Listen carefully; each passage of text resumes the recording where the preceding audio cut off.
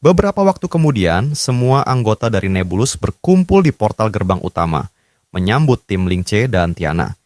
Lily yang sedang melihat keluar jendela bersama Stillwaters menyadari bahwa Tiana tampak jauh lebih percaya diri daripada sebelumnya.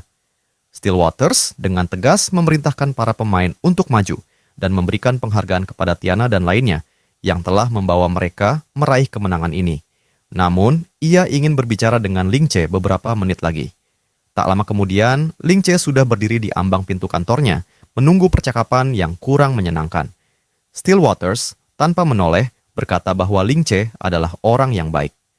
Lingce telah menepati janjinya dan menyelesaikan tugasnya. Stillwaters menambahkan bahwa Wolfang tidak akan menerima kekalahan ini dengan mudah, dan Lingce menjawab bahwa Squirrel jelas tidak akan bisa menerima kenyataan tersebut. Setelah hening sejenak, Stillwaters duduk di kursinya dan mengatakan bahwa dia ingin tahu sesuatu dari Lingce. Dia tertarik untuk mengetahui apa yang sebenarnya diinginkan oleh Lingce. Lingce bisa melihat pandangan aneh di mata Stillwaters dan hatinya memberitahu untuk mengabaikan status mereka dan memberikan jawaban yang jujur. Lingce pun berpikir sejenak sebelum menjawab bahwa dia ingin mencapai sesuatu, tidak peduli dengan cara apapun. Pada akhirnya, dia pasti akan menjadi yang terbaik. Meskipun Stillwaters tahu bahwa Lingce berambisi untuk mencapai puncak, ia tetap terkejut dengan aura yang dimiliki Lingce dan itulah sikap yang Stillwaters harapkan. Kemudian ia berkata, "Jika itu keinginanmu, aku akan membantumu mencapai puncak. Bagaimana? Apa kau tidak percaya diri dengan itu?" Lingce merasakan aura yang dikeluarkan Stillwaters. Lingce mengingat bahwa orang ini adalah salah satu dari 5 pendiri terhebat yang pernah ada di Heavenland dalam kehidupan sebelumnya. Lingce merasa terhormat dengan pujian tersebut, namun ia tahu batasan dirinya. Dengan kemampuannya saat ini, ia masih jauh dari mencapai status sebagai bintang besar. Stillwaters berkata bahwa ia bisa menunggu Lingce, dan sebelum pergi, ia mengingatkan bahwa Lingce harus segera berdiri tegak di atas kakinya sendiri. Lingce merasa tidak percaya jika Guildmaster memiliki harapan sebesar itu kepadanya. Itu terasa tidak realistis dan mungkin mereka tidak ingin mengambil risiko besar di dungeon ini. Lingce pun sadar bahwa dia telah mencapai level 33 dan meskipun sempat turun dari posisi 10 besar dalam waktu singkat, persaingan di papan peringkat semakin ketat. Level tertinggi saat ini adalah 45. Setelah pertarungan dengan Squirrel, Lingce menyadari di mana kelemahannya. Dia perlu mengganti semua keterampilan yang dimiliki sebelum promosi, kecuali keterampilan daggernya, dan melakukan banyak pekerjaan di toko Fancraft. Lingce memiliki banyak hal yang harus dilakukan, dan dia tidak bisa bersantai. Apalagi, kakeknya juga tidak ada di rumah. Lingce merasa sangat lelah dengan seluruh perlombaan untuk meningkatkan level, namun di sisi lain, dia tetap menikmati prosesnya. Baik di dunia game maupun di kehidupan nyata, ia merasa lebih bahagia sekarang dibandingkan sebelumnya. Lingce akhirnya sampai di halaman sekolah, dan seperti biasa, para siswa terpisah dalam kelompok tertentu, terlibat dalam percakapan yang penuh semangat. Namun di tengah keramaian itu, Lingce mendengar suara ketua kelasnya yang sedang mengejek seseorang. Konflik dengan Tangke dimulai ketika seorang anak secara tidak sengaja menabraknya, dan para pengikut Tangke bersiap untuk melakukan tindakan perundungan lagi. Tak lama kemudian, anak itu dipukul dan kacamatanya terjatuh. Tangke berkata bahwa ini adalah pertemuan pertama mereka, dan ia akan berbicara terus terang. Anak itu harus membayar atas penghinaan yang dilakukannya. Namun, anak tersebut hanya memohon agar Tangke membiarkannya mengambil kacamatanya terlebih dahulu, karena ibunya baru saja membelikan kacamata itu untuknya. Tangke, dengan sikap sadis, tanpa ragu menginjak kacamata pria itu. Dalam sekejap, dia merusak barang penting bagi anak tersebut. Kelompok mereka terlalu fokus pada perundungan itu, sehingga tak ada yang memperhatikan Lingce yang sedang mendekat. Seketika, pemimpin kelas itu dan pengikutnya sudah terjatuh, tanpa tahu apa yang baru saja terjadi. Salah seorang menyadari bahwa itu adalah Lingce dan berkata bahwa para siswa sedang menonton, jadi mereka lebih baik pergi sekarang. Beberapa saat kemudian, trio itu melarikan diri sambil mengancam Lingce dengan kematian.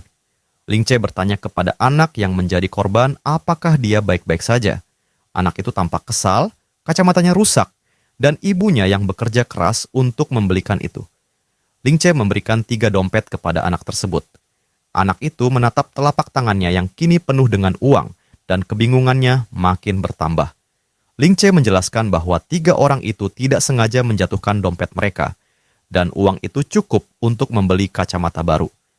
Pembicaraan mereka terhenti ketika seorang pria asing menghampiri Ling Che dan bertanya apakah dia benar-benar sudah awaken. Anak itu menatap pria asing tersebut dengan kagum, namun pria itu memperingatkan agar cepat-cepat pergi karena dia akan terlambat ke sekolah jika begini terus. Ling Che meyakinkan anak itu agar tidak khawatir. Mereka kemungkinan akan datang padanya lagi di masa depan, jangan membuat ibunya khawatir, dan belilah kacamata baru. Anak itu pun mengangguk, mengucapkan selamat tinggal. Dan pria asing itu berkata bahwa Ling Che adalah orang yang sangat baik. Ling Che menatap pria asing itu dan bertanya siapa dia sebenarnya. Pria itu meminta Ling Che untuk tenang dan meyakinkannya bahwa semua pertanyaan akan dijawab. Tetapi pertama-tama, mereka harus pindah ke tempat yang lebih nyaman dan privat untuk berbicara. Beberapa menit kemudian, Ling Che sekali lagi bersikeras bahwa mereka harus segera pergi, karena dia akan terlambat untuk hari pertama sekolahnya.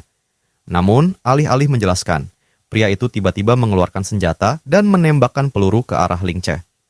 Seketika, Ling Che menangkap peluru yang melesat menuju dadanya, sebuah peristiwa yang tak terduga, meskipun Ling Che sudah pernah melakukan itu sebelumnya. Dengan satu tangan ia menahan peluru, sementara tangan lainnya diarahkan ke wajah pria tersebut, menuntut penjelasan tentang apa yang sedang terjadi. Pria itu menjelaskan bahwa itu adalah peluru plastik ekstrim yang tidak akan menyebabkan cedera serius, meski mungkin sedikit sakit.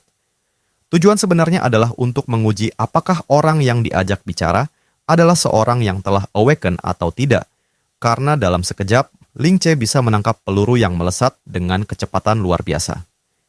Ling Che menghancurkan peluru itu menjadi serpihan dan bertanya pada pria itu, apakah dia ingin memperkenalkan dirinya.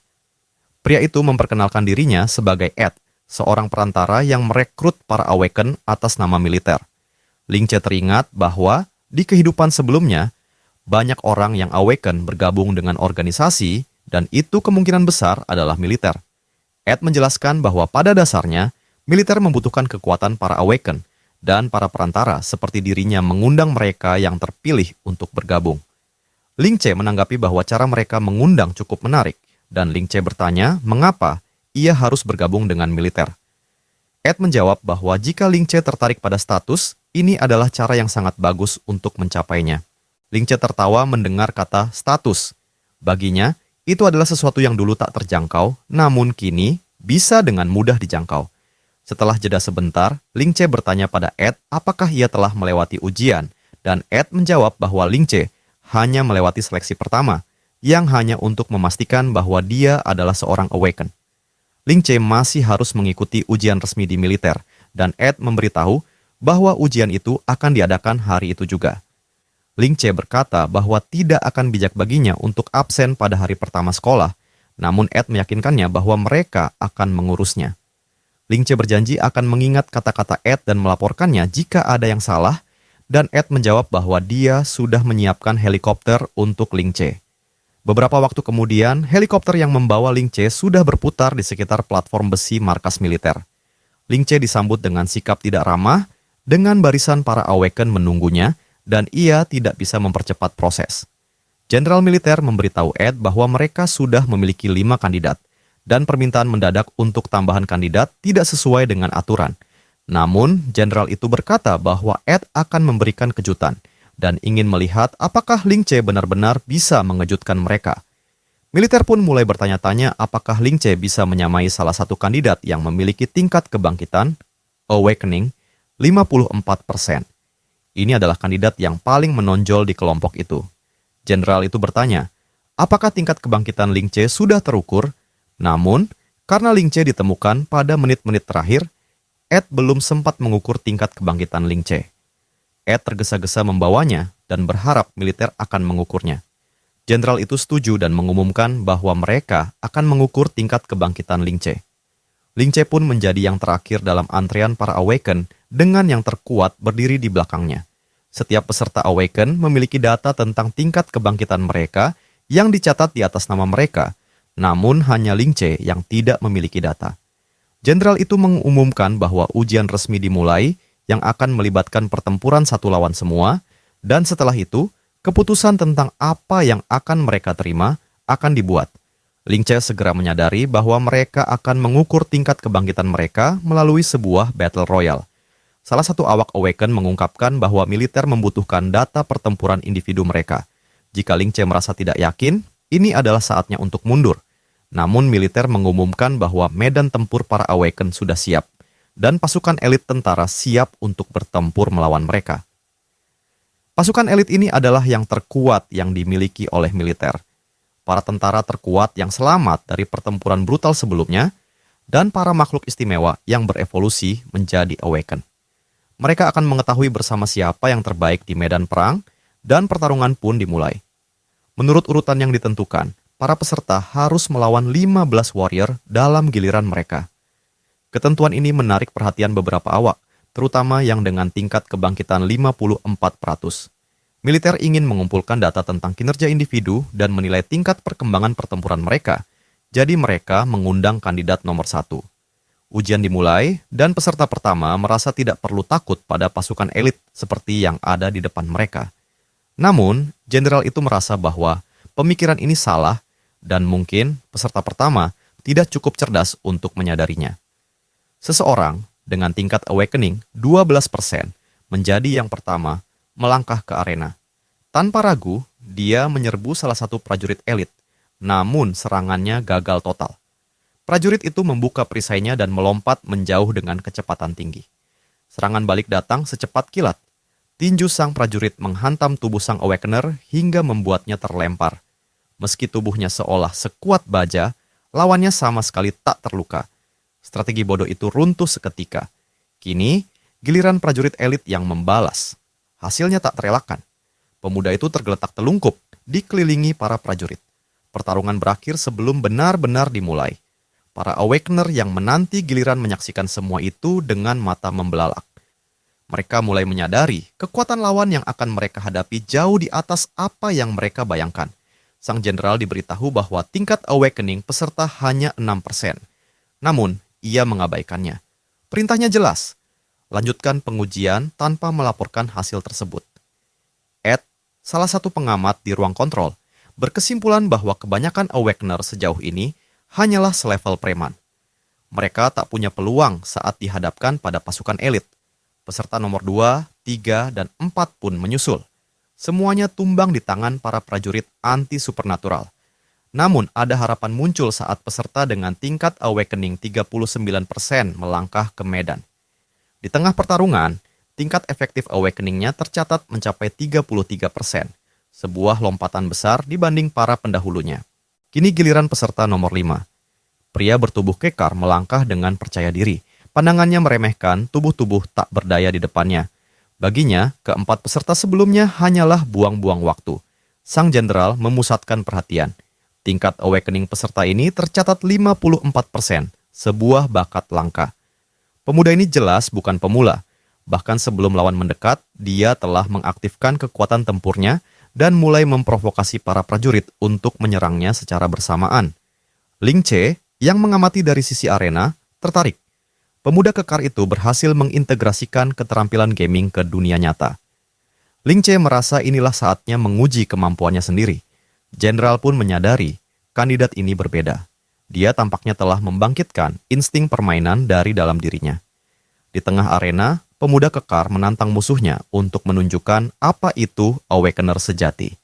Para prajurit elit menyadari ini bukan lawan biasa. Mereka mengaktifkan peluru uji yang bisa berakibat fatal. Namun, sang peserta hanya menyeringai. Ia mengaku sebagai pejuang sejati, mampu bertahan dan melawan. Dengan perisai penuh daya pantul, dia menyerbu maju. Serangannya begitu kuat hingga para prajurit harus menghindar. Tapi ia tahu, ia tak boleh membunuh. Dalam waktu singkat, ia menyudahi pertarungan. Apa ini bisa disebut seri? Tanyanya. Nilainya diumumkan. Koefisien tempur 52%. Ia lolos ke tahap berikutnya. Akhirnya, giliran Ling Che tiba. Peserta sebelumnya sempat berpesan agar Ling Che tak mempermalukan para Awaken. Namun, Ling Che masih ragu. Ia belum benar-benar mengerti bagaimana cara menggunakan kekuatan ini, atau bagaimana menyelaraskan pikirannya dengan kemampuan barunya. Tapi saat momen itu datang, semuanya berubah. Ia berhasil memanggil perlengkapan gamenya ke dunia nyata. Para pengamat di balik monitor sontak panik. Tingkat awakening Ling Che melonjak jadi 100%, instan. Mereka tak percaya dengan apa yang dilihat. Seorang siswa berseragam abu-abu kini telah berubah menjadi karakter game sungguhan. Robot mengumumkan dimulainya ujian. Ling Che dengan santainya mengira ia masih bisa masuk sekolah setengah hari. Tapi di ruang kontrol, semuanya gempar. Ed berlari ke layar, yakin bahwa ini pasti kesalahan sistem. Namun, setelah menyaksikan sendiri, ia takut. Tingkat kebangkitan Ling Che mencapai puncak sejak awal. Sesuatu yang bahkan Jenderal anggap sebagai mitos kini nyata. Sebelumnya, orang hanya pernah mendengar tentang awakening 90%, tapi sekarang 100%. Jenderal tak ragu. Apapun yang dia inginkan, berikan. Kita harus mempertahankannya. Bahkan si raksasa berambut merah mulai tergagap, seolah dia sendiri sedang mengalami kebangkitan saat melihat Ling Che. Ling Che sendiri tersenyum puas. Ia baru saja membayangkan sesuatu, dan kini semuanya ada di hadapannya. Tak ada lagi batas antara dirinya dan avatar gamenya. Prajurit elit mulai ragu. Mereka adalah veteran pertempuran, pernah menghadapi musuh mengerikan. Tapi tak satu pun dari mereka pernah merasakan ketakutan yang begitu dalam seperti saat ini. Meski mereka yang terkuat, mustahil mengalahkan kekuatan awakening sebesar itu. Saat lawan masih diliputi kebimbangan, Ling Che menyerang. Beberapa skill dilepaskan sekaligus. Dalam sekejap, semua prajurit tumbang. Arena hening. Ling Che berdiri di tengah medan, memandangi lawannya yang tergeletak. Pertarungan yang bagus, ucapnya pelan. Di ruang monitor, sang jenderal menatap layar dengan wajah kosong. Ia belum sepenuhnya menyadari bahwa sejarah baru saja ditulis. Mereka bahkan tak sempat berkedip. Itulah arti sebenarnya dari seorang awakener sejati. Sang jenderal langsung memerintahkan hasil ujian diumumkan. Dengan seseorang seperti Ling Che di pihak mereka, umat manusia masih memiliki harapan. Bahkan jika nubuat itu benar-benar menjadi nyata. Setelah kelulusannya diumumkan, Ed melepas topinya dengan penuh hormat dan bersiap menyampaikan kabar resmi. Jika Ling Che ingin bergabung dengan militer, mereka bersedia memberinya posisi, fasilitas, dan bayaran sesuai prestasinya. Ling Che bertanya apakah ia harus melakukan sesuatu sekarang jika menerima tawaran tersebut. Ed menjawab bahwa, untuk saat ini, tidak ada yang perlu dilakukan sama sekali. Namun, pembicaraan itu terhenti oleh kehadiran jenderal. Ed segera memberi hormat dan Ling Che sempat bertanya apakah dia juga harus melakukannya. Sang jenderal menolak dengan santai, tak perlu formalitas. Ia menyebut Ling Che sebagai harta berharga distrik barat, sesuatu yang terdengar sangat asing di telinga pemuda itu. Jenderal memperkenalkan diri sebagai jenderal ketiga dari angkatan bersenjata sekaligus penguji utama distrik barat. Mereka sangat terkesan dengan performa Ling Che. Ling Che pun bertanya, apakah itu berarti ia telah lulus sepenuhnya dan apa yang akan menantinya ke depan? Ling Che ragu. Tak ada keju gratis di perangkap tikus. Sang jenderal menenangkan, tak ada yang perlu dikhawatirkan. Ling Che telah memenuhi semua persyaratan dan pihak mereka akan menyediakan semua yang ia perlukan. Namun jenderal juga menambahkan, meski jumlah awakener terus meningkat, kebanyakan dari mereka enggan bergabung dengan militer. Bahkan ada di antara mereka yang menyalahgunakan kekuatannya untuk melakukan kejahatan dan kerusakan. Ling Che langsung bertanya, apakah militer ingin merekrut para awakener untuk melawan awakener kriminal? Dengan senyum menyipit, sang jenderal menjawab bahwa berbicara dengan orang cerdas seperti Ling Che sangat menyenangkan.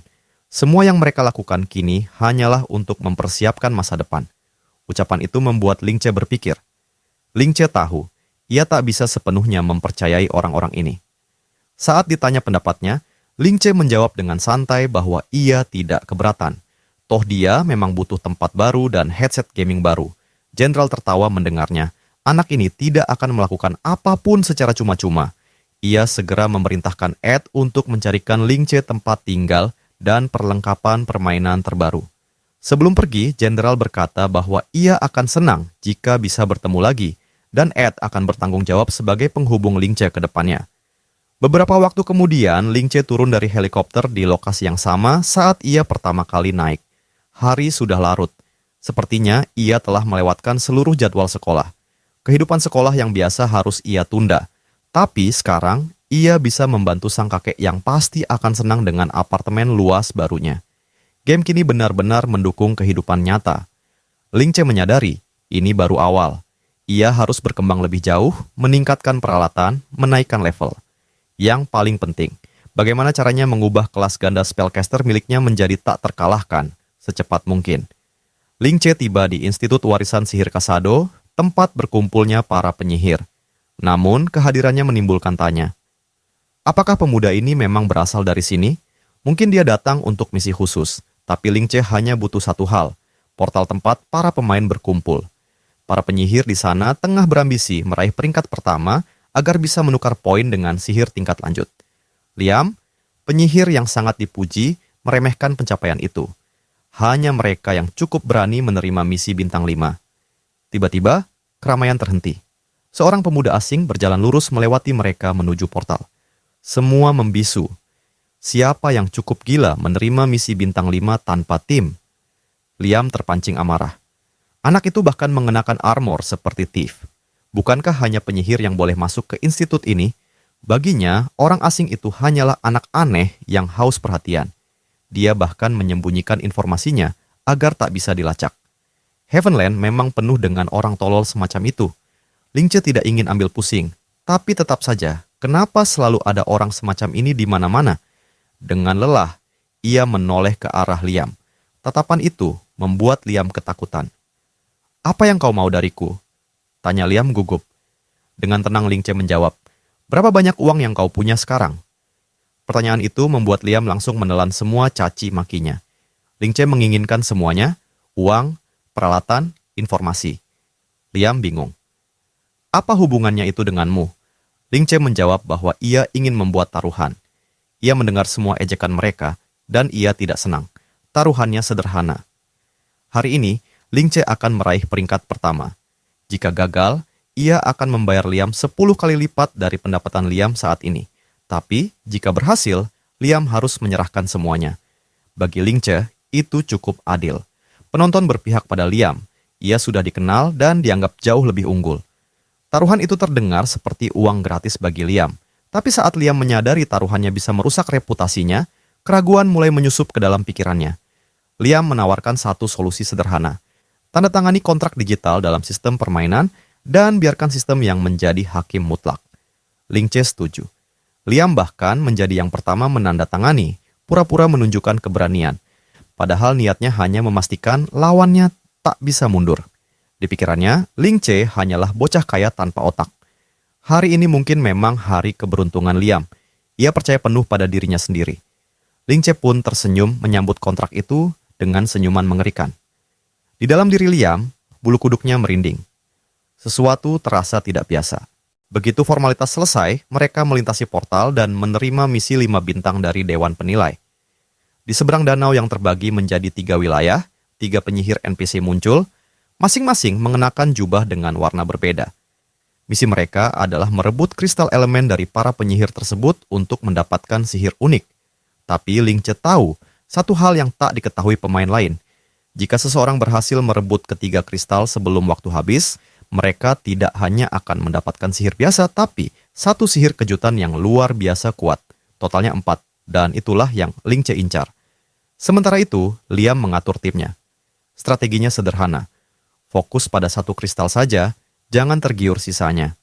Tak mungkin mendapatkan ketiganya sekaligus. Ia sudah pernah mencoba dengan berbagai tim. Tapi ketika ia sedang berpidato, tiba-tiba salah satu mage menyela. Seseorang telah mengaktifkan mantra perlindungan. Salah satu mage NPC terbangun dan memanggil golem penjaga, golem magma, golem petir, dan golem penguap. Liam buru-buru memperingatkan tim.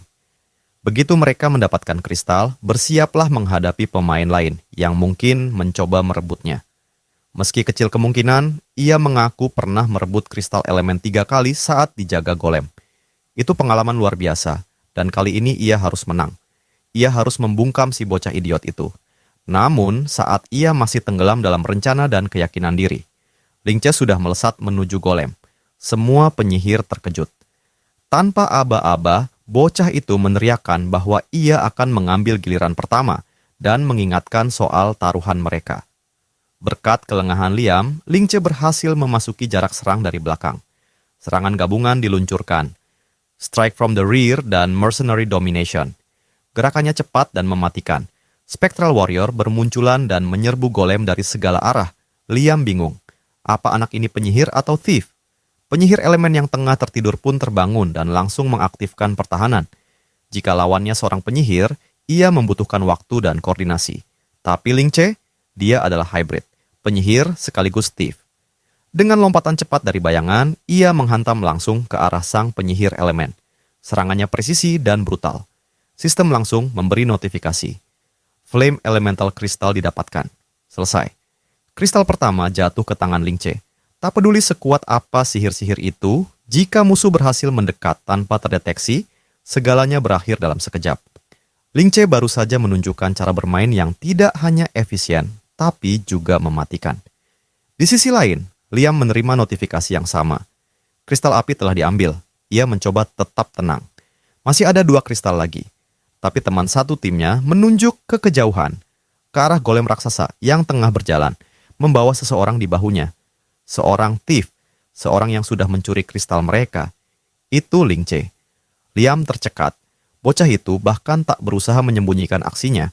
Dengan percaya diri, Ling Che memerintahkan golem api untuk mematuhinya. Ia tak hanya merebut kristal, ia menguasai penjaganya. Dengan golem sebagai pengawal pribadi, Ling Che meluncur ke wilayah kristal berikutnya. Golem petir, golem air. Satu persatu mereka tumbang. Para pemain lain hanya bisa terdiam menyaksikan segalanya terjadi begitu cepat. Dengan serangan jarak dekat khas kelas thief, Ling Che berhasil merebut 2 kristal elemental yang tersisa. Untuk pertama kalinya sejak game ini diluncurkan, satu pemain berhasil mengumpulkan 3 kristal elemental dalam satu misi 5 bintang. Sistem pun langsung memberikan ucapan selamat. Hari itu, nama Ling Che menempati puncak papan peringkat Institute of Magical Origins, meraih pencapaian yang belum pernah disentuh siapapun sebelumnya. Kemenangan mutlak ini menjadi keunggulan tak terbantahkan Ling Che atas semua caster lainnya. Dalam ronde kedua, Ling Che mendapatkan kemampuan manifestasi elemental berupa Flash of Thunder, memberinya kekuatan untuk menghujani musuh dengan petir dari langit. Ronde ketiga, ia memperoleh Hidden Water, kekuatan untuk menciptakan kabut air yang mematikan. Ronde keempat, Burning Lava, mengizinkannya berubah menjadi lava yang membakar musuh hidup-hidup. Dan di ronde kelima, ia mendapatkan kemampuan langka, Spell Body of Restless Children, tubuh dengan kekuatan elemental kacau yang tak terkendali. Hari itu, kekuatan Ling Che menembus batas-batas pemain biasa. Fenomena tak terduga pun muncul di papan misi Institute of Magical Origin. Para penyihir berkerumun di sekitar portal dengan harapan ada kesalahan sistem, tapi tidak ada error. Semua peserta lain telah dilumpuhkan dan dilacak keberadaannya. Ling Che tak membiarkan siapapun mencetak poin. Ia menjadi satu-satunya nama di papan peringkat.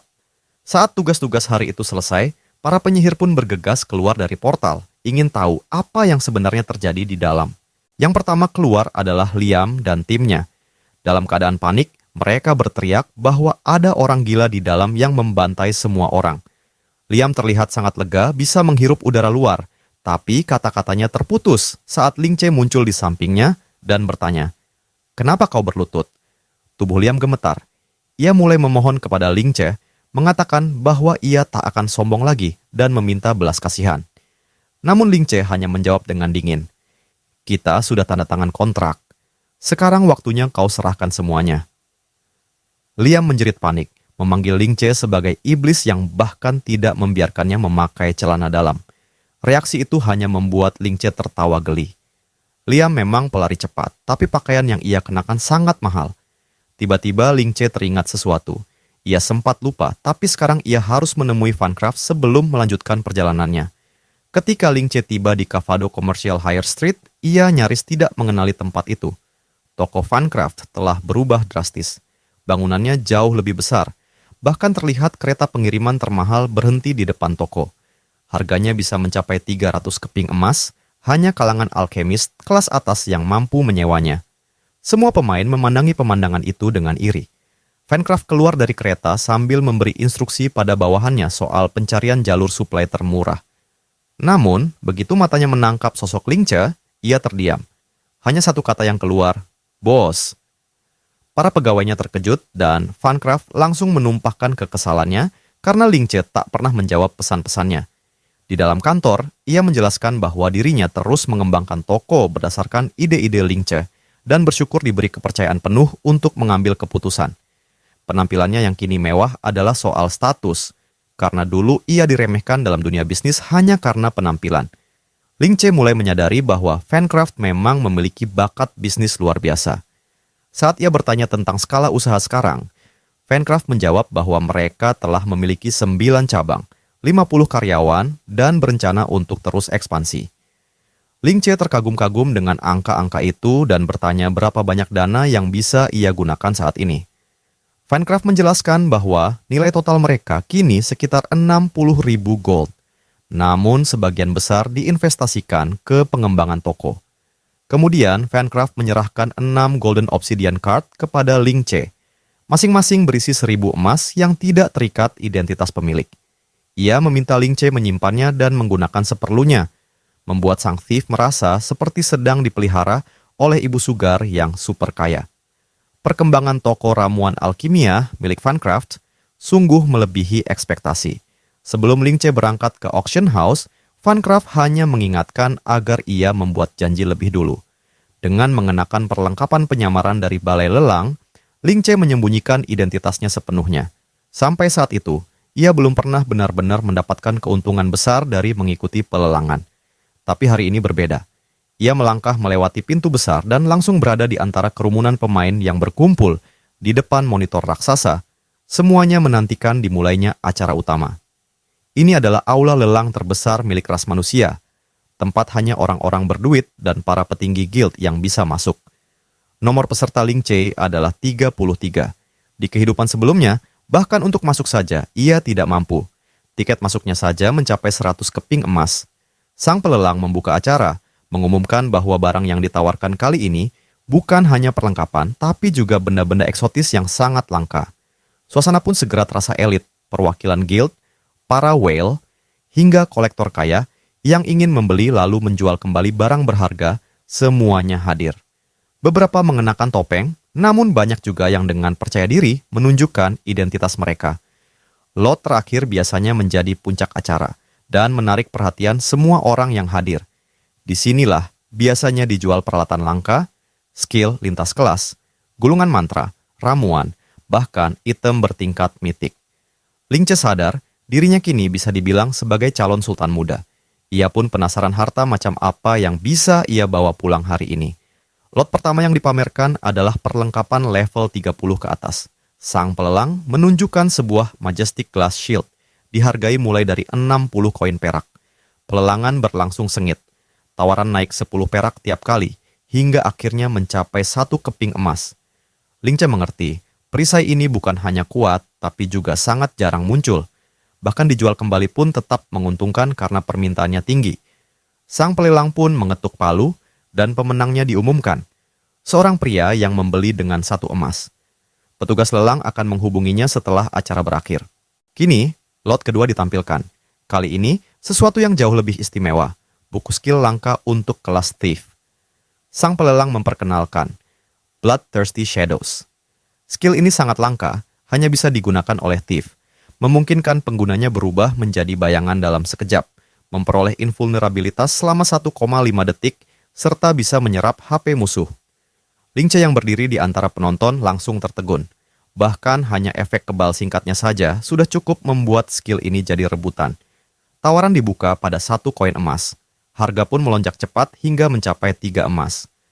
Penawar tertinggi saat itu adalah peserta nomor 11, perwakilan dari Abundant Days Consortium, sebuah aliansi besar yang belakangan mulai mendominasi Heavenland. Para pemain tahu bahwa konsorsium ini serius menggelontorkan dana besar-besaran. Tapi tiba-tiba, tawaran mereka dipatahkan oleh perwakilan Leap of Change Consortium, seorang pria tua yang menyeringai saat menaikkan harga ke 4 emas. Sontak kerumunan mulai berbisik membandingkan kekuatan 2 konsorsium besar ini. Namun pihak Abundant Days menyerah. Target utama mereka adalah set perlengkapan, bukan buku skill. Melihat itu, si pria tua tertawa puas. Ling Che sendiri tidak peduli dengan permainan para sultan ini. Ia memutuskan bahwa Bloodthirsty Shadows adalah miliknya. Tapi belum sempat bergerak, muncul penawaran baru.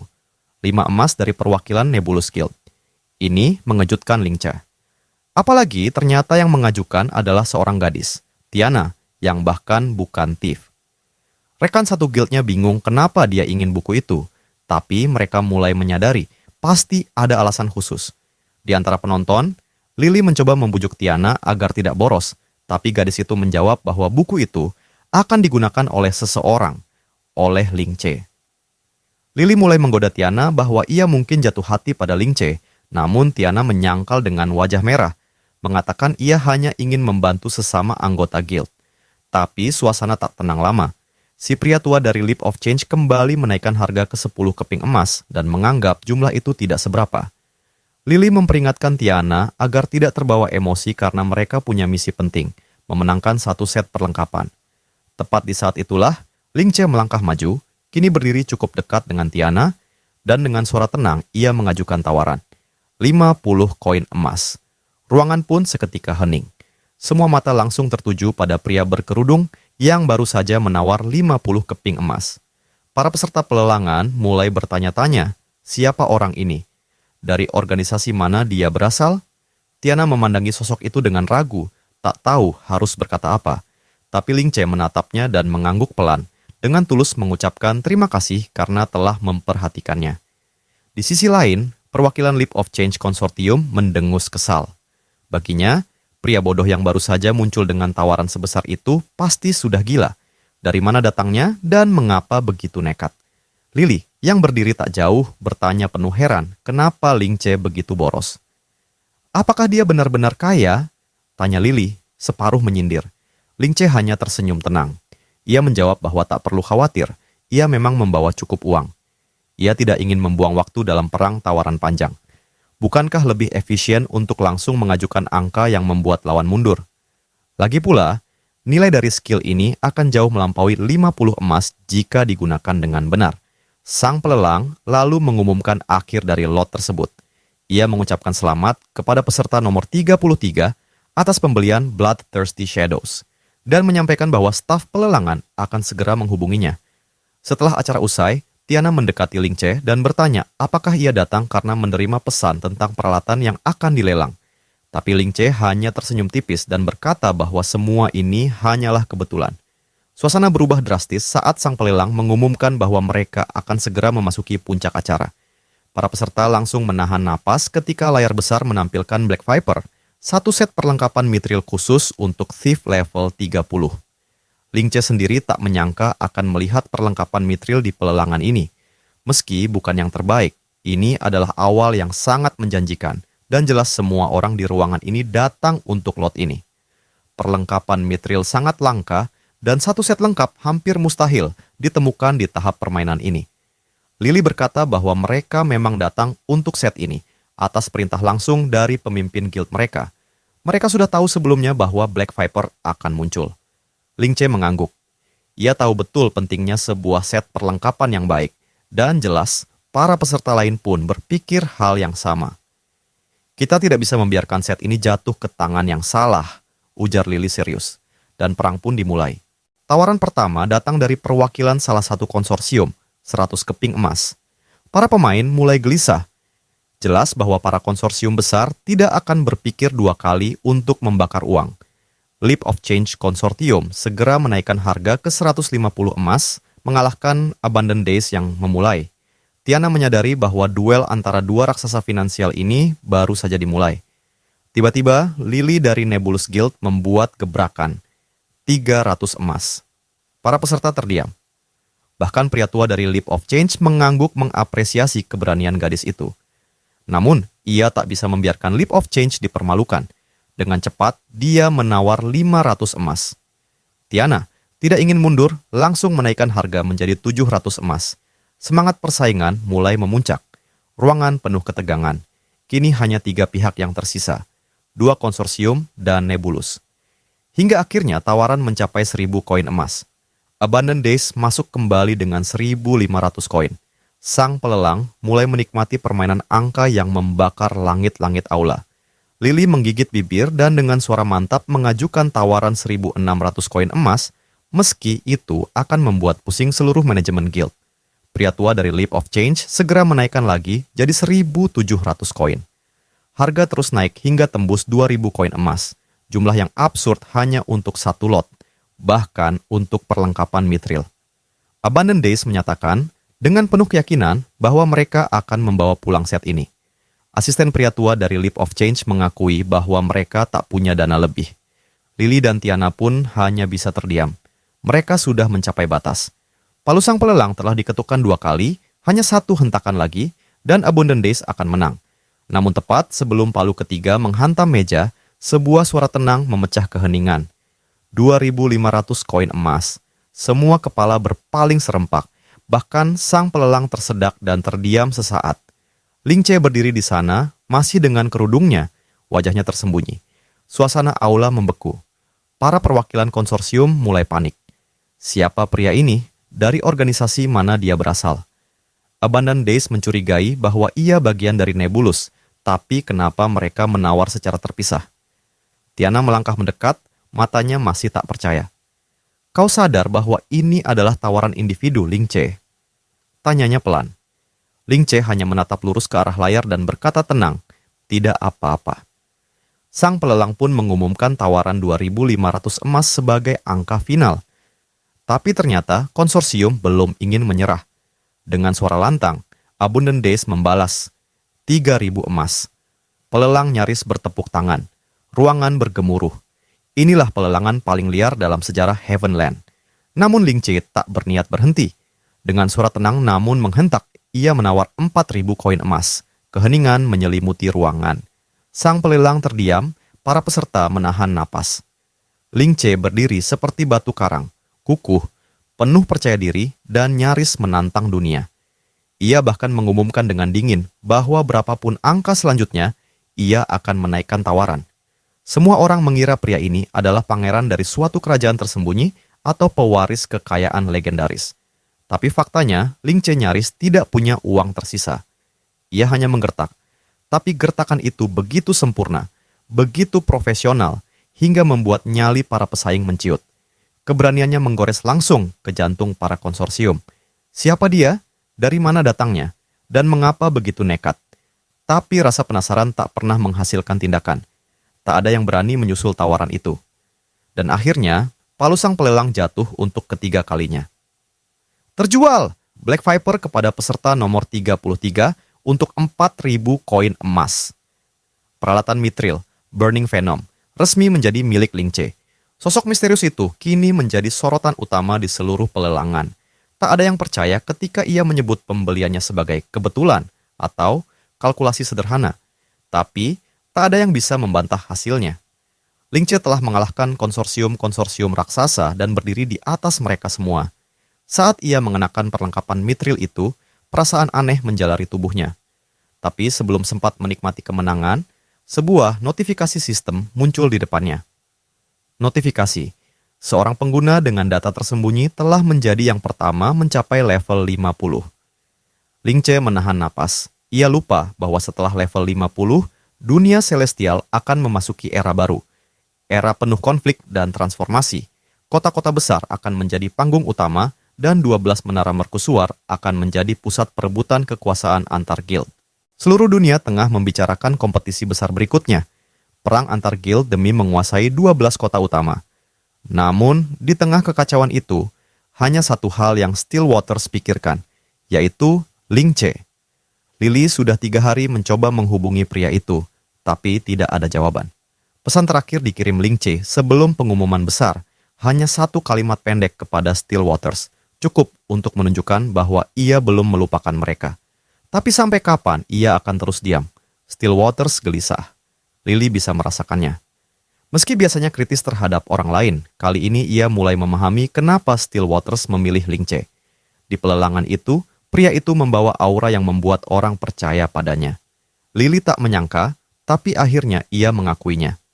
Kalau ketua sudah memilihnya, kurasa kita memang harus mendukung, katanya pelan. Stillwaters hanya tertawa kecil, tak percaya mendengar Lily memuji orang lain. Bagaimanapun juga, mereka berharap Ling Che bisa segera menyelesaikan urusannya dan hadir di saat yang dibutuhkan. Karena bisa jadi, nasib 12 kota ada di tangannya. Sementara itu, Ling Che pergi menuju arsip informasi Kasado. Tempat itu sunyi seperti biasa. 3 hari telah berlalu sejak DLS versi baru dirilis dan hanya segelintir pemain yang menyadari aktivitas aneh yang terjadi. Salah satunya adalah Ling Che. Lencana kehormatan di tubuhnya mulai bereaksi, memancar lemah, seperti sedang mencari sesuatu. Ia tahu, petunjuk ini pasti terhubung dengan salah satu dari 12 kota. Tapi Ling Che belum menemukan titik terang. Intuisinya mengatakan bahwa tanda kemuliaan yang bergetar ini bukan kebetulan. Mungkin ia telah melewatkan sesuatu, tapi belum terlambat untuk menelusurinya ulang. Maka ia terus menyusuri lorong demi lorong, mencari seseorang, dan akhirnya Ling Che menemukannya. Administrator arsip. Ling Che tahu ia tak bisa langsung bertanya. Ada satu sistem tersembunyi yang tak banyak pemain ketahui, affinity level dengan NPC. Ia harus membangun kepercayaan lebih dulu. Administrator itu meminta bantuan untuk menyusun kembali tumpukan file yang berserakan. Ling Che menyanggupi. Tak lama kemudian, tugas selesai, dan si tua, pemilik arsip tersenyum, puas. Kini, permintaan informasi bisa dilakukan kapan saja, langsung dari sang administrator. Ling Che lalu menyebutkan topiknya, 12 kota. Administrator menatapnya sesaat, lalu berkata singkat, "Ikuti aku." Jantung Ling Che berdetak lebih cepat. Ia merasa seperti menangkap keberuntungan dari ekor naga. Semua ini berjalan terlalu sempurna. Beberapa menit kemudian, mereka tiba di sebuah lemari besi yang tertutup rapat. Sang administrator menunjuknya. Semua informasi tentang 12 kota ada di sini. Ling Che menatap rak-rak di hadapannya. Ia tahu, di balik tumpukan file itu, tersembunyi potongan-potongan masa depan Heavenland. Ling Che menyusuri informasi tentang mitos dan legenda, namun tak menemukan petunjuk penting mengenai Badge of Honor. Tak ada satupun petunjuk yang bisa diandalkan. Tiba-tiba, sang administrator menatapnya dan bertanya apa yang barusan ia katakan. Ling Che terkejut. Apakah ia berbicara keras tanpa sadar? Pertanyaan selanjutnya membuat jantungnya berdetak cepat. Sang administrator bertanya apakah orang itu mengatakan sesuatu tentang Badge of Glory. Seketika Ling Che sadar, Badge of Honor adalah kata pemicu. Ia mengangguk dan dengan hati-hati balik bertanya, apakah sang administrator tahu sesuatu tentang itu? Sang administrator tidak langsung menjawab. Sebaliknya, ia berbicara tentang salah satu dari 12 kota yang tertua dan terbesar, Moonlight City. Kota yang diperintah oleh sosok menyeramkan, penunggang tanpa kepala bernama Dullahan. Kota ini hanya bisa dimasuki setelah matahari terbenam, dan atmosfernya begitu menakutkan hingga hanya sedikit pemain yang berani mengambil misi di sana. Sang administrator bertanya apakah Ling Che tahu nama Moonlight sebelum menjadi Dullahan. Ling Che menggeleng, mencoba mengingat apakah ia pernah membaca nama itu di file lama. Ia tak pernah menemukannya. Maka, sang administrator menjelaskan, Moonlight dulunya adalah Knight of Glory, seorang juara kehormatan, pelindung sejati, dan Moonlight City dahulu dikenal sebagai City of Glory. Di sanalah rahasia Mark of Glory tersembunyi, pelindung sang penunggang.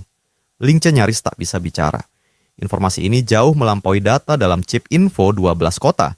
Saat ia memproses semuanya, lencana kehormatan di sabuknya mulai bersinar, terlihat jelas di seluruh arsip.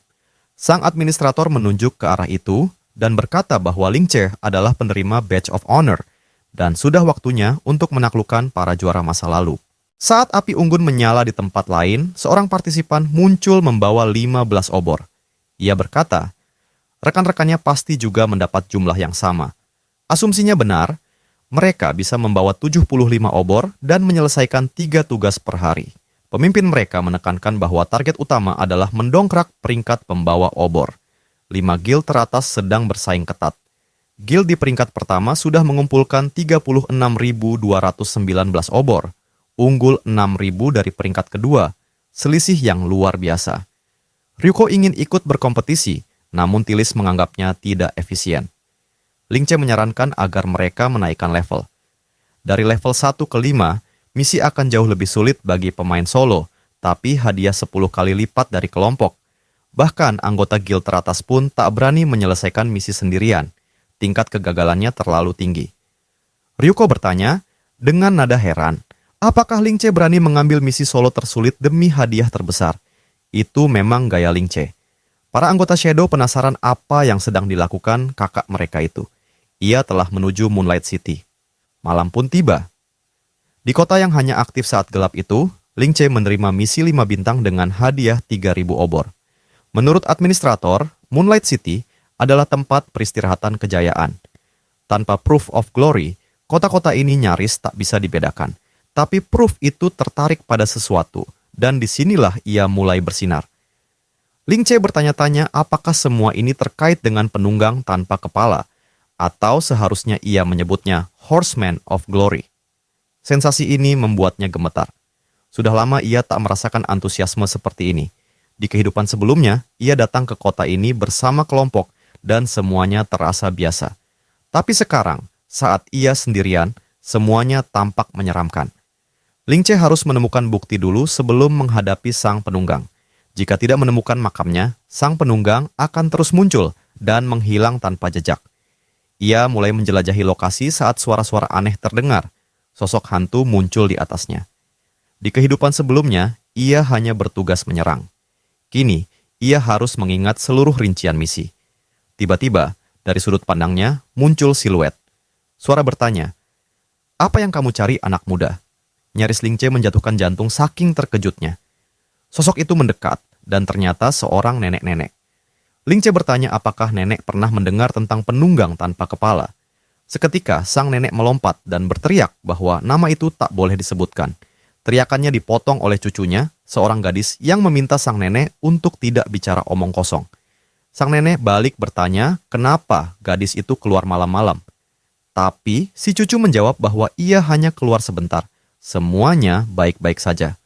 Saat sang nenek mendorongnya masuk rumah, gadis itu sempat mengajak Ling Che mampir. Di dalam rumah, Ling Che memandangi foto keluarga. Gadis itu dan ibunya terlihat sangat mirip. Si gadis menjelaskan bahwa itu adalah orang tuanya yang tewas tahun lalu. Ling Che tercengang. Semua NPC di tempat ini tampak memiliki jawaban. Kecerdasan buatan di dungeon ini terasa hidup. Gadis itu melanjutkan, kedua orang tuanya dibunuh oleh sang penunggang. Hanya tersisa 2 tubuh tanpa kepala. Sejak itu, hanya ia dan sang nenek yang tinggal. Dan setiap malam, sang nenek harus mempertaruhkan nyawa demi makanan. Dalam 2 tahun terakhir, hampir 100 orang telah menjadi korban di desa mereka. Penunggang itu gila mencari kepalanya sendiri. Ia tak tahu berapa banyak desa lain di Moonlight City mengalami nasib yang sama. Tapi hanya desa mereka yang tersisa. Yang lainnya adalah kota-kota besar, tapi hanya desa kecil ini yang terus-menerus dihantui penunggang tanpa kepala. Hanya orang tua dan yang sakit yang masih bertahan. Ling Che menyimak dengan penuh perhatian. Kisah si gadis, suara ketakutan dari neneknya, semuanya menyiratkan satu hal. Di balik kegelapan Moonlight City, terkubur sejarah dan rahasia yang jauh lebih kelam dari yang pernah Ling Che bayangkan. Ini adalah kisah yang tak pernah didengar Ling Che di kehidupan sebelumnya.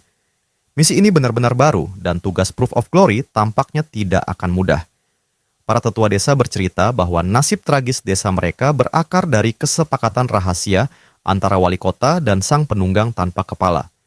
Ling Che berpikir keras mencoba menyusun kata untuk mempertahankan alur cerita. Akhirnya, ia menyadari bahwa gadis kecil itu, Susan, mencurigai sang wali kota. Dia percaya bahwa sang wali kota menyimpan kepala sang penunggang dan kini Ling Che harus mengejarnya. Sistem memberitahu Ling Che bahwa jika ia mengikuti Susan, ia akan bertemu dengan wali kota dan mengungkap rahasia sang penunggang. Gadis itu menatap Ling Che dengan mata menyala penuh tekad dan berkata bahwa ia siap memimpinnya ke kota atas, tempat mereka akan menuntut sang wali kota membayar atas semua kejahatannya. Ketika mereka tiba di sebuah bangunan besar yang dijaga ketat, Susan menunjuk para penjaga dan berkata bahwa mereka adalah prajurit elit, pengawal pribadi sang wali kota. Ling Che bertanya rencana gadis itu, menyerbu atau ada ide lain, tapi Susan mengaku tak punya rencana. Ia lengah, lupa bahwa bangunan itu dijaga. Ling Che menyuruhnya diam karena salah satu penjaga mulai bergerak ke arah mereka. Mereka segera bersembunyi di balik pohon. Namun, karena tidak ada strategi yang lebih baik, Ling Che mengambil keputusan nekat. Ia melangkah keluar. Ketika penjaga berteriak bahwa ini adalah kediaman wali kota, Ling Che menyapa santai. Penjaga level 30 itu mengangkat tombaknya, siap mengusir si penyusup.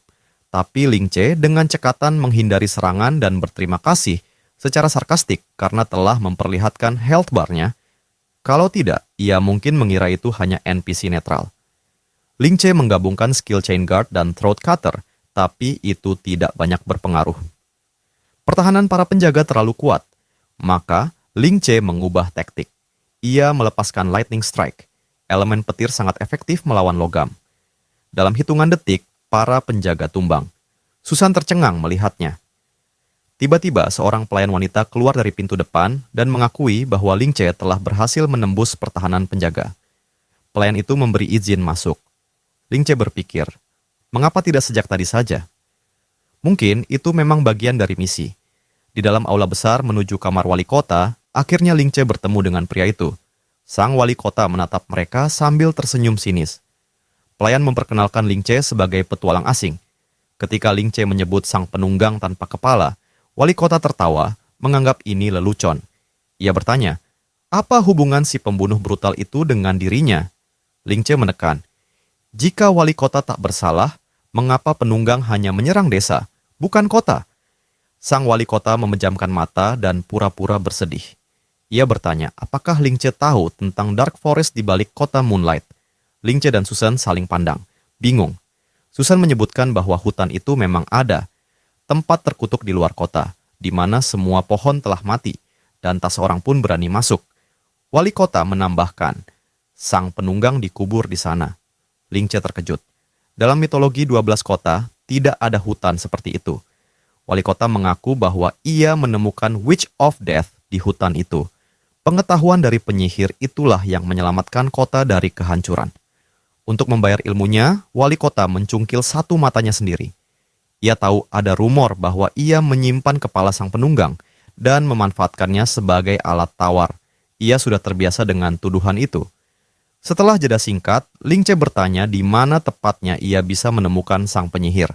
Wali kota menunjukkan arah, sebuah jalur menuju bulan, tempat rumah penyihir berdiri di bawah sinar moonlight. Susan tetap setia menemani Ling Che, meski atmosfer di sekeliling terasa menyesakkan. Mereka menyadari ini hanya permainan, tapi nuansanya begitu nyata. Saat sampai di sebuah tebing, Susan kesulitan melompati celahnya. Maka Ling Che mengangkat gadis itu ke pundaknya dan melompati tebing dengan kekuatan penuh. Beberapa menit kemudian, mereka berdiri di depan sebuah rumah tua dengan gaya khas tempat tinggal penyihir. Saat mereka masih ragu, pintu rumah terbuka sendiri. Suara tua menggema dari dalam bertanya, apakah kau datang untuk mencari jawaban? Ling Che melangkah maju, mengikuti suara itu menuju kebenaran yang mungkin menuntut lebih dari sekadar keberanian. Dari ambang pintu rumah reot itu, sang penyihir muncul, matanya memantulkan sinar bulan yang pucat. Dengan suara dingin, ia menuntut upeti dari Ling Che sebelum ia boleh masuk. Ia tertawa, sebuah tawa retak yang menusuk tulang, lalu menunjuk tangan kiri Ling Che. Hanya tangan kirimu, itu saja. Ling Che tertegun, ketakutan menyeruak. Apakah ini hanya efek visual atau benar-benar akan menghilangkan lengannya selamanya? Ia tahu Mark of Glory bukan misi biasa, tapi ini mungkin salah satu dari Eternal Curse, kutukan abadi yang tak dapat dipulihkan. Ia pernah dengar tentang pemain yang kehilangan kemampuan memakai armor selamanya, sebuah vonis mati bagi seorang warrior. Pilihannya tegas dan berat, menyerah pada misi atau kehilangan tangan kiri untuk selamanya. Tapi Ling Che, dengan tekad yang tajam, menekan tombol yes. Jika tangannya tak bisa kembali, ia akan menguasai teknik belati satu tangan. Namun, sebelum staf penyihir itu menyentuh dirinya, Susan menerobos dan menutupi Ling Che dengan tubuhnya sendiri. Staf menghantam dan lengannya terputus. Milik Susan. Ling Che menatap dengan mata membelalak. Ia tak mengerti. Susan hanya NPC, bukan? Mengapa ia menyelamatkannya? Penyihir hanya tertawa dan berkata, aku tak peduli tangan siapa yang kuambil. Yang penting permintaanku terpenuhi. Ia memasukkan tangan Susan ke dalam tasnya, dan notifikasi sistem menyatakan bahwa Susan telah sukarela mengorbankan dirinya demi Ling Che.